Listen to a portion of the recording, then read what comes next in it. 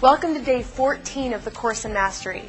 Today, Tom Wood is going to cover a topic that I fondly call un-time management, and then you'll see a clip from Dooku. Here's Tom. Thank you, Coral. Not long ago, I learned the difference between time management and priority management. The truth is, you can't manage time. Time is time. It doesn't change. But you can manage your priorities, what you do in that time. Understanding that one concept got me out of my calendar and into my life. It changed the way I looked at things and ultimately changed the results in my life. Our priorities are determined by two major factors: urgency and importance. Successful people, people who are happy, healthy, wealthy, and balanced, tend to focus on doing things and prioritizing things that are important but not urgent.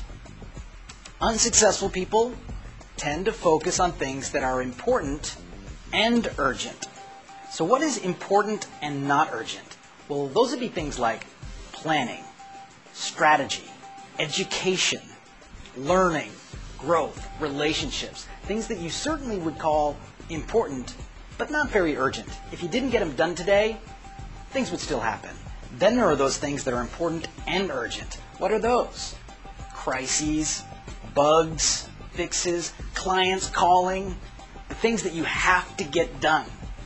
Well, unsuccessful people focus on those and list all their daily priorities being important and urgent, where successful people step out of the crisis and plan and manage and get things done from that perspective.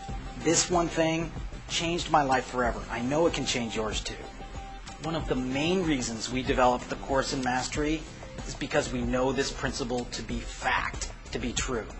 I know that watching this show today is important, but it's not so urgent. Your day does not depend on it. But if you do this 10 minutes a day, something that's important and not urgent, just 10 to 15 minutes a day for the next year, your life will change. Your life will change forever. Literally, this is the thing that makes successful people so happy and successful. So if a phone call comes in while you're watching this next clip that Coral's about to introduce, you've got to make a decision. Urgent and important or not urgent and important? Remember, take 15 minutes of your day and plan for watching the Course in Mastery. That difference will change everything. Here's Coral. We'll see you tomorrow. Thanks, Tom. As you may know from his previous clip, Dooku came to America without any knowledge of the English language, no personal contacts, and a mere $50 in his pocket.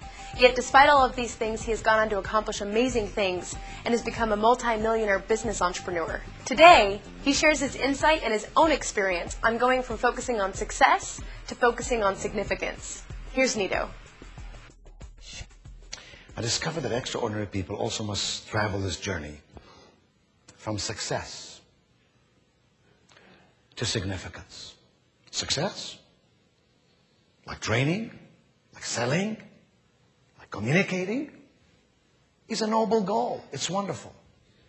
I'll submit to you, it is not enough.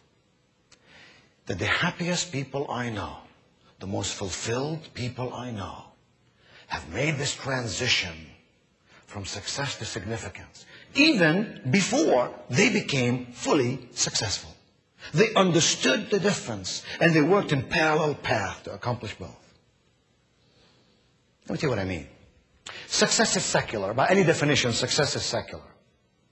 Significance is spiritual, and it doesn't matter how you define your own spirituality. The truth is, I think you'll agree with me, that matters spiritual are always better than matters secular. Because they touch our soul and our heart, our very being.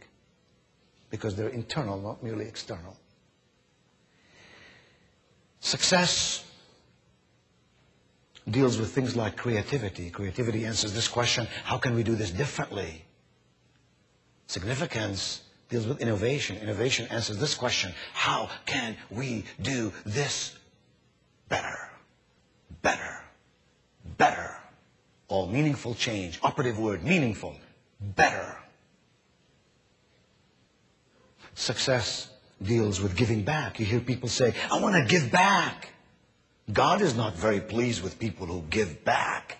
Big deal. That's a contract. You better give back. Significance dwells on this notion that you and I ought to subscribe to giving. I learned this lesson years ago from a very accomplished human being who said to me that her secret to success was simply this. She did everything that was expected of her and then some. She made all the calls she was supposed to make and then some. She read all the books she was supposed to read and then some. She learned how to overcome every objection, close every relationship, and then some. It's the and then some, she said, that put me in that part of that bell curve that people would call extraordinary. William Barclay, the Scottish theologian, said something that has been a mantra for me in my life. He said, always give without remembering, always receive without forgetting. I'll tell you, ladies and gentlemen, people who simply dwell on success simply believe in achieving. Achieving is important, but it's not sufficient. Achieving basically is what Elvis Presley had, the 3 F's, fans, fame, fortune. The problem is, I meet people every day who say to me, if I'm so darn successful, how come I'm so darn miserable? And we know the answer to that question. People who dwell on significance as well as success are men and women who focus on appreciating. Appreciating focuses on a different 3 F's. It's called your faith, your family, and your friends. When you got those 3, baby, I'm not too sure what else you really need in your life. 3.5 years ago, my wife was diagnosed with breast cancer. My wife, a summa cum laude graduate, American University of Beirut, major in microbiology, intelligent woman, did a mammogram every year. Was placed in that 10% of American females that mammograms do not catch a lump. And so I have to tell you that my world fell apart. You've watched me on the stage for roughly the last 42, 43 minutes.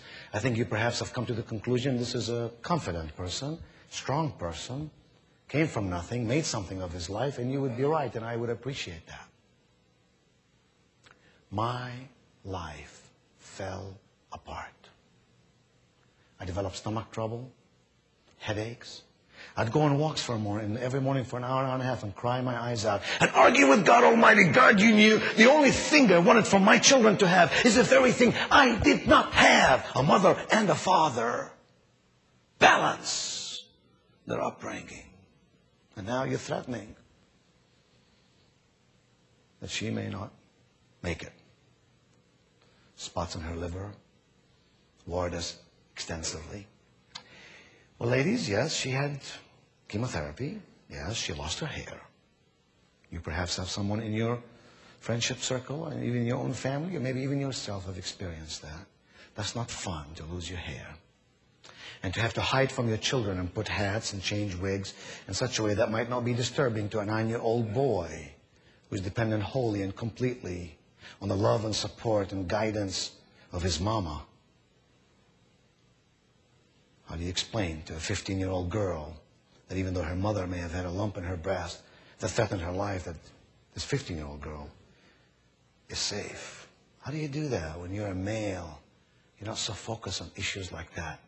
You have to learn it very fast and deal with your own frame of reference of adversity in your own life, your own family.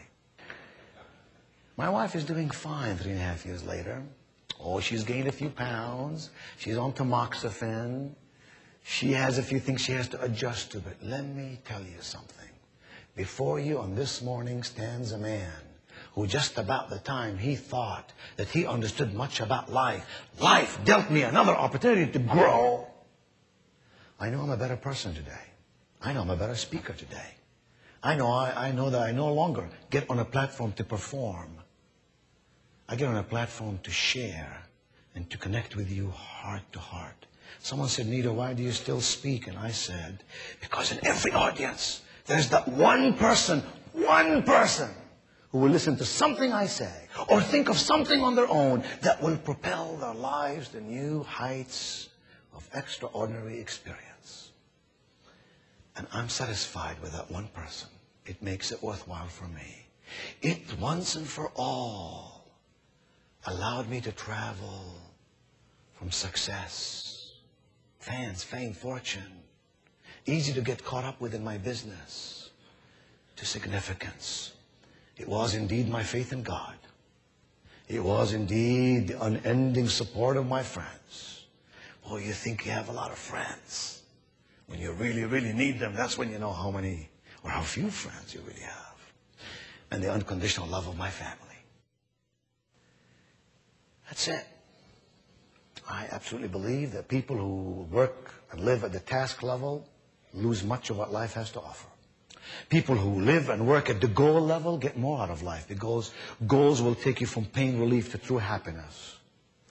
But people who live at the purpose level, when you are absolutely passionate about what you do, when you really care about your clients, when you really get up in the morning and go to work knowing from the inside out that today is going to be a good day, that what you do is important, that you help people drink from wells they didn't dig or warm themselves from fire they didn't build, somehow, some way, it gives you purpose. You know, if you ask somebody if you had 6 months to live, how would you spend the last 6 months of your life? The answer to that question will tell you a lot about the values that person adheres to. A guy stood up the other day and he said to me, he said, if I had 6 months to live, I'll tell you what I would do. I said, what's that, sir? He said, if I had 6 months to live, I would move in with my mother-in-law. Because he said that would be the longest 6 months.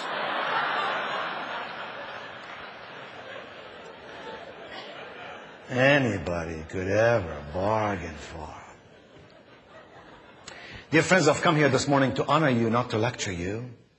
I've come here this morning to suggest to you that we can all take a recess to reassess. Tomorrow, we're going to start the 3rd week of the Course in Mastery, which covers health and balance. Have a great day, and we'll see you tomorrow.